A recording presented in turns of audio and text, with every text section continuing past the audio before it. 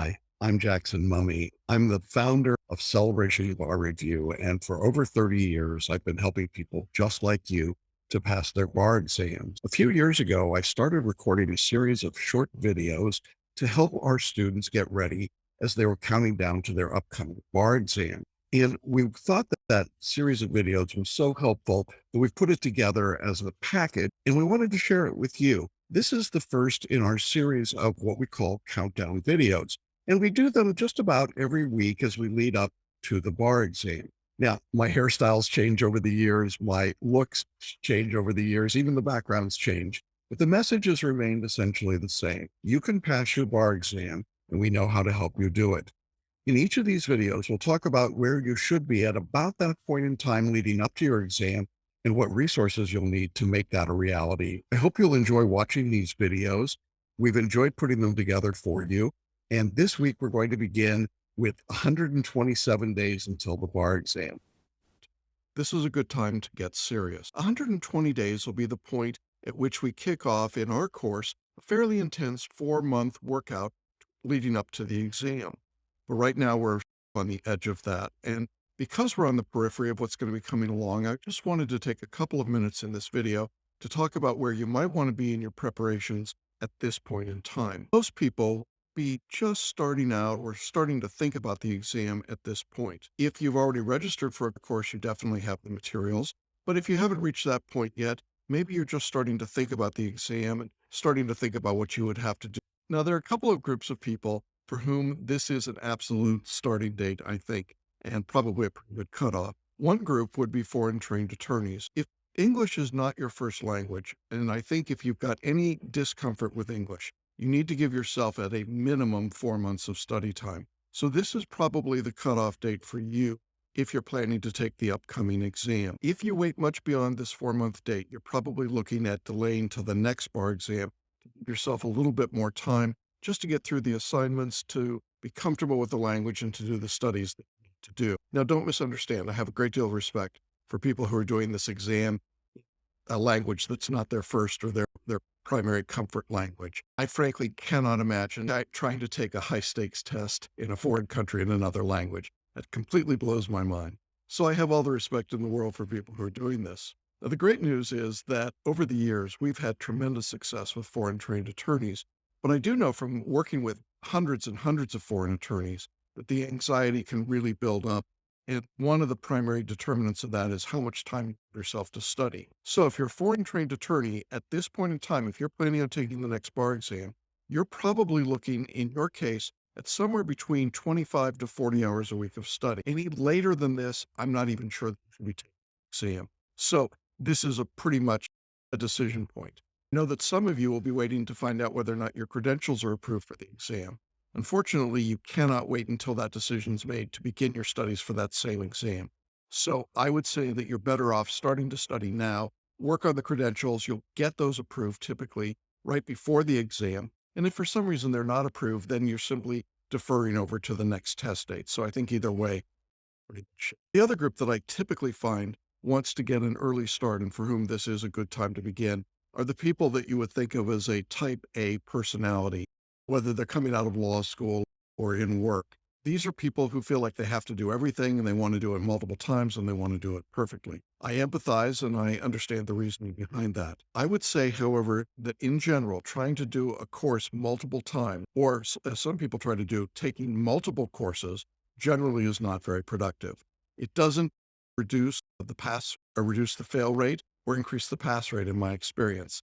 In fact, I don't see any change at all when people use that strategy. If you're working while you study, then we've designed a course that's just right because you can start now at this 4-month period and still be able to get your studies in 15 to 20 hours a week. So even if you're someone that feels like you've really got to get at it, this is the time to start and you could still manage work, family, and other responsibilities that you might have. If you're ready to begin your studies now, and you're thinking that your plan is to spend 40 or 50 hours a week for the next 4 months, I would say that that's probably too much. You don't need to do that. In our experience, 15 to 20 hours a week for a 4-month period is sufficient to prepare for the exam.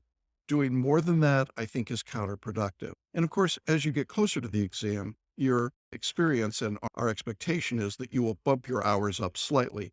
We would not expect to see you ever at something more than 30 hours a week if you begin now. So if you're in that group, I think this is a good time to start. There's also a third group of people, and those are the folks that are waiting for their bar results from the last bar exam. And 127 days out, you have not gotten your results. They're generally not released at this point. So there's certainly this anxiousness about, should I start or should I wait until I get my results and then start? Truthfully, this is a very individualized decision. Some people know for a fact that they failed. You didn't write a full essay, or you missed a performance test, or you left unanswered questions on the multi-state. If that's your circumstance, then yes, I think you absolutely should begin now, anticipating that you have to retake the exam. In the happy event that you pass the bar exam, that's good. You've invested a little bit more to study, but that's not the worst thing that could have happened to you. On the other hand, if you don't pass, then you've not boxed yourself in with too short a study frame to prepare for the next exams. If you're not in our course, and if you're struggling with that, I would invite you to contact me and we can talk about it. There is a link on this page where you can schedule a conference. I'd be glad to talk to you about your particular circumstances. And then, of course, there are those people who've taken the bar exam previously, gotten their results from that previous test, and already knew that they failed. If you're a bar repeater, when should you start?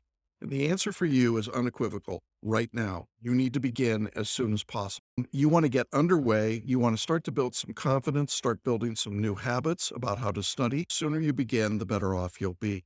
It's not necessarily that we're going to do more work in this situation, but it's really a matter of pacing the work out. And it's also about getting rid of some of those internal mental demons that you might have, or the ones that sit on your shoulder and tell you that because you failed, you're a failure.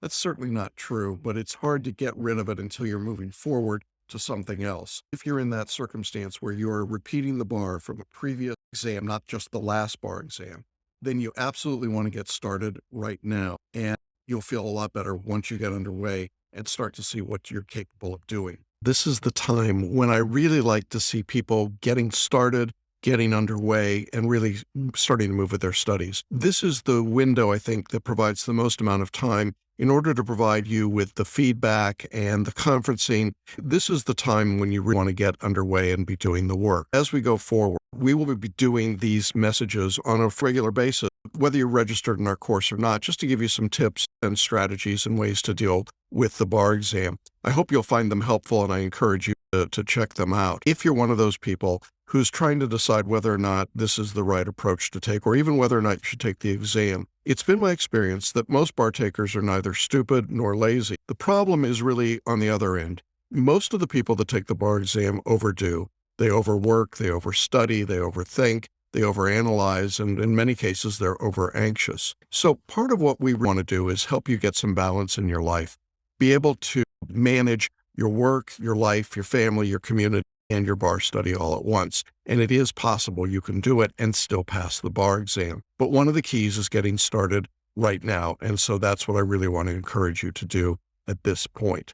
4 months from now, really a long time in bar exam world. It's a really long time, but this is the time to begin. So I encourage you to get underway, get started. And if you're questioning whether or not you should be doing that, or really just want to know more about how we can prepare you, I invite you to check out the link on this page for our free masterclass, How to Make the Next Bar Exam Your Last Bar Exam. This is a look at the powerful steps that will guarantee that you pass the bar. We've had thousands of people go through this course, and it's been life-changing for many of them. I invite you to join us. You'll see a link where you can click and claim your free seat. You can schedule an on-demand version at your own convenience. In any event, this is the time to start making some decisions. I encourage you to set some goals, start preparing yourself to study, and set aside. Look at your schedule and see if you can set aside 10, 15, 20 hours a week. If you can do that, then I think you're going to be just fine.